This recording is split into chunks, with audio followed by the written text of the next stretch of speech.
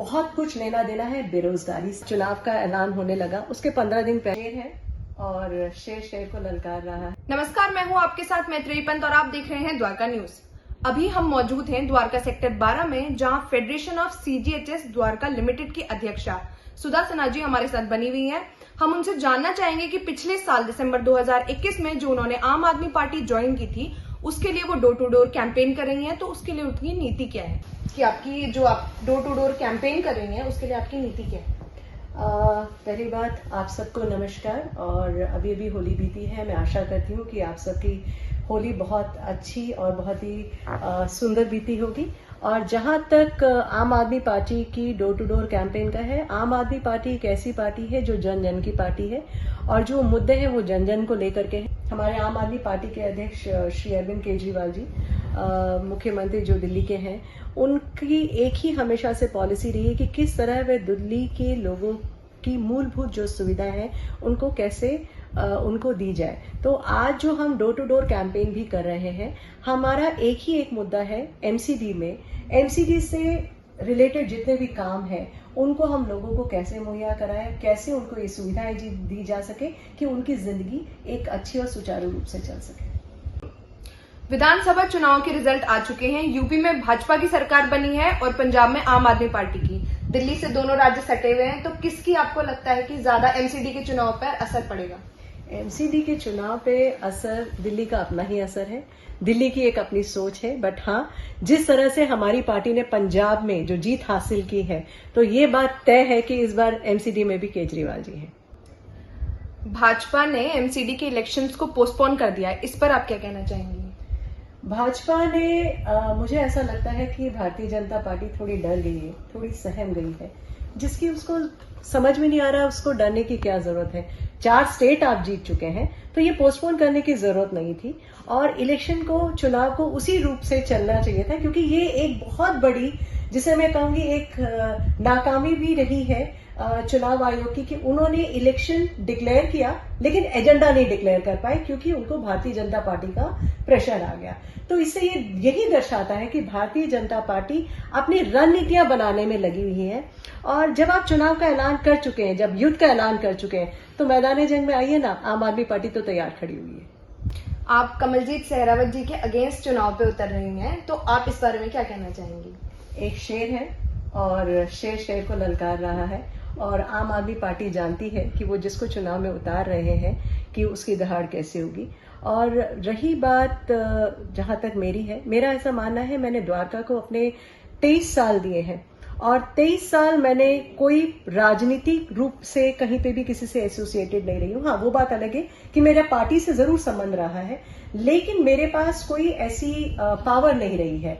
लेकिन जितने भी लोग मुझसे पहले या मेरे अगेंस्ट में जो लड़ने वाले हैं, वो एक राजनीतिक तौर पे उनके पास एक पावर है। एक होता है आपके पास जब राजनीतिक पावर होती है, आप उसके बाद डिलीवरी करते हैं। एक होता है एक आम आदमी, जैसे मैं आम आदमियों की तरह मैं किसी चीज की डिलीवरी कर रही हूँ। मेरे पास ना अस्त्र है ना शस्त्र है, लेकिन मेरे पास जज्बा है, मेरे पास दिल है, मेरे पास काम करने का एक जुनून है। और जो द्वारका के लोग, द्वारका का समाज जानता है कि सुधा सिन्हा जब समाज की बारी आती है तो वो हटकर काम करना पसंद करती है और वो अपने समाज के लिए खुल के बाहर आती है।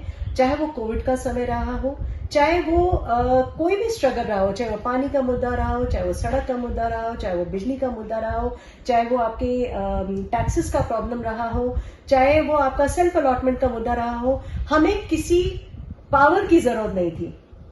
हमें लगा हमारे समाज को हमारी जरूरत है, हमारे लोगों को हमारी जरूरत है। हम सड़क पे उतरे, हमने वो लड़ाई लड़ी और हमने वो लड़ाई खुल के लड़ी। और इसीलिए मुझे ऐसा लगता है कि किसी भी लड़ाई को लड़ने के लिए राजनीतिक से ज्यादा आपके पास जज्बा होना चाहिए, जो मेरे पास है। और इसको लड़ने के लिए हमें किसी भी तरह की पावर की जरूरत नहीं। मैं एक जज्बे में बहुत ज्यादा बिलीव करती हूँ और जो मेरे पास है। मैम, कमलजीत सहरावत मैम ने कई सारे इनॉग्रेशन किए और बीजेपी भी ऐसे ही कई जगह कई सारे तरह के इनॉग्रेशन करती है, जैसे स्कूल्स हो गए, सीवर्स हो गए। इस पर आपकी पार्टी क्या कर रही है और आप क्या कहना चाहेंगे? देखिए, ऐसा जब चुनाव का ऐलान होने लगा, उसके 15 दिन पहले उन्होंने स्कूलों का इनॉग्रेशन किया। तो मेरा एक ही सवाल है, इतने सालों तक क्यों नहीं? 5 साल वो रही, तो 5 साल क्यों नहीं? 5 साल में सड़क क्यों नहीं बना? 5 साल में स्कूल क्यों नहीं बना? 5 साल में उन्होंने जो बैडमिंटन का किया वो क्यों नहीं बना? 5 साल में आयुर्वेदिक का जो उन्होंने इनॉग्रेशन किया क्यों नहीं किया? वो अभी क्यों हुआ? क्यों? क्योंकि उनके पास फंड्स। तो फंड्स पहले कहाँ गए? वो सारे फंड्स को उन्होंने कहां पे डाइवर्ट किया? क्यों उन्होंने आखिरी मिनट में सब चीजों को एक जगह डालने की कोशिश की? इसकी एक वजह यह भी है, जब अपनी कुर्सी हिलने लगती है तो लोग घबराहट के मारे बहुत सारी चीजें करते हैं, लेकिन अदरवाइज मुझे ऐसा लगता है 5 साल का समय बहुत लंबा कार्यकाल होता है किसी भी कार्य को करने का, किसी भी क्षेत्र की डेवलपमेंट को करने का। तो एक चीज का अफसोस ये जरूर रहा है, जो उनके मेन मुद्दे थे, जैसे पोचनपुर में अभी भी नालियां जो है वो खुली पड़ी हुई है और गंदगी वैसी ही फैली हुई है, लाइट्स का अरेंजमेंट नहीं है, और वो सब उन्होंने क्यों नहीं किया? अमराही में उन्होंने क्यों नहीं किया? फॉर दैट मैटर द्वारका में भी उन्होंने क्यों नहीं किया?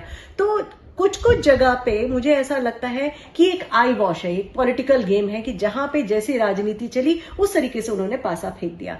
तो ये एक जो सवाल है बहुत बड़ा क्वेश्चन खड़ा करता है पॉलिटिशियंस के लिए भी, कि वो इतने लंबे समय के कार्यकाल में वो लोगों की चीजों को देते क्यों? जो समाज डिजर्व करता है वो उसको दिया क्यों नहीं जाता? मैं आपसे ये जानना चाहूंगी कि आपकी पार्टी ने शराब को बहुत इंपॉर्टेंस दी और एक पर एक फ्री वाला रूल लेके आई, जिस पर लोग काफी भड़क रखे थे और काफी उन्होंने रैलीज भी निकाली कई सारे आपके इनॉग्रेशन के टाइम पे। इस पर आप क्या कहेंगे? देखिए, ऐसा है, स्क्रीन पे हूँ, मेरे ख्याल से आप भी हैं, वो भी हैं, और काफी सारे, मैं आपसे ये पूछना चाहती हूँ कि जो शराब का मुद्दा है उन्होंने कहाँ पे इंक्रीज किया, जरा आप मुझे बताएं। मुद्दों पे बहस करनी तो कुछ भी करते रहे, सड़क पे खड़े होना तो कहीं पे भी खड़े हो जाए, उनके पास एक ही मुद्दा लगा। शराब के जो ठेके हैं वो तो बीजेपी के समय पे भी थे, ऐसा तो है नहीं कि आम आदमी पार्टी ने आके खुलवाया, ऐसा तो उन्होंने कहीं पे कुछ किया नहीं है। तो पहले तो मुझे बताइए कितने इंक्रीज हुए हैं, पहले तो आप ये बताइए जो आप बात कर रहे हैं। तो मुद्दों की लड़ाई पे आप लड़िए, आलतू फालतू का ये कह देना कि हमने एक पे एक फ्री दिया है, एक पे एक फ्री तो पहले भी था, एक पे एक तो पहले भी था, ऐसा तो है नहीं कि आम आदमी पार्टी ने दिया है, कुछ किया है। बस उछालना है किसी चीज को तो आप उछालना चाहें तो कुछ भी आप उछाल सकते हैं, उस पे बिना बात के बहस करने में कोई अकलमंदी नहीं है। क्राइम रेट बढ़ा है, और ये जो क्राइम रेट है इसका शराब से कोई लेना देना नहीं, इसका बहुत कुछ लेना देना है बेरोजगारी से, इसका बहुत कुछ लेना देना है नौकरियों से, जो आपने लोगों की नौकरियां नहीं दी। मैं भारतीय जनता पार्टी से पूछना चाहती हूं, उन्होंने इतने लोगों को बेरोजगार कर दिया, कहां गई वो दो करोड़ की नौकरियां? कहां गए हमारे युवा जो बेचारे सड़क पे आ रखे हैं? उनको नौकरियां दे दीजिए, उनकी ये सारी लतें छूट जाएंगी। मैम, कोविड के टाइम पे काफी बेरोजगारी छाई थी, तो उस कार्यकाल में आप लोगों ने क्या क्या पे जो बेरोजगारी छाई थी वो ऑल ओवर वर्ल्ड छाई थी, और उस वक्त हमारा एज अ फेडरेशन की अध्यक्षा होने के नाते और एज अ फेडरेशन हमारी पूरी फेडरेशन ने कोशिश की कि हम एक समाज में सुख शांति का संदेश दे सके। उसके लिए हमने द्वारका पुलिस के साथ मिलके, जो हमारे प्रहरी हैं, जो हमारे गार्ड हैं, उनको हमने राशन बांटा। हमने सोडियम हाइपोक्लोराइड जो केमिकल है वो सोसाइटीज में दिया। हमने मोबाइल वैन्स, जो एटीएम वैन्स हैं, वो सोसाइटी में पहुंचाई। हमने आपके लिए जो ग्रोसरी है वो घर घर तक पहुंचाया। हमने पेट्रोलिंग की समस्याओं का समाधान किया। हमने किट्स जो है, मास्क है, किट्स है, वो लोगों तक पहुंचाए। हमने लोगों को एजुकेट किया कि कोविड क्या है, क्योंकि जब कोविड आज से 2 साल पहले आया था लोगों को पता ही नहीं था। ऑक्सीजन सिलेंडर हमने प्रोवाइड किए, हॉस्पिटल में कोऑर्डिनेशन किया। उससे भी बड़ी बात, जिसका मतलब कहते हैं कि जिंदगी बहुत अलग अलग तरीके से आपको नए नए रूप दिखाती है। सेकेंड वेव में सबसे ज्यादा डेथ हुई थी, सबसे ज्यादा जो केसेस थे सबसे ज्यादा आए थे। उस टाइम पे जब डेथ हुई तो लोगों को पता ही नहीं था कि क्रिमेशन का क्या प्रोसीजर रहेगा, कोविड बॉडीज कहाँ जाएंगी। उस टाइम पे मतलब इससे मैं क्या कहूँ, इसे अच्छा कहूँ या एक अपने आप को एजुकेट करना कहूँ, अपने मतलब प्रकृति ने हमें एजुकेट कराया क्या क्या।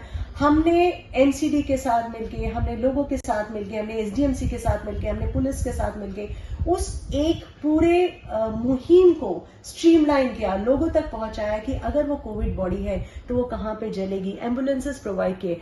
तो ऐसे बहुत सारे काम थे जो हमने लोगों के लिए प्रोवाइड कराए। तो ये थी हमारे साथ सुधा सिन्हा जी। आगे भी हम लाते रहेंगे ऐसे ही एक्सक्लूसिव इंटरव्यू सिर्फ आपके लिए द्वारका न्यूज पर।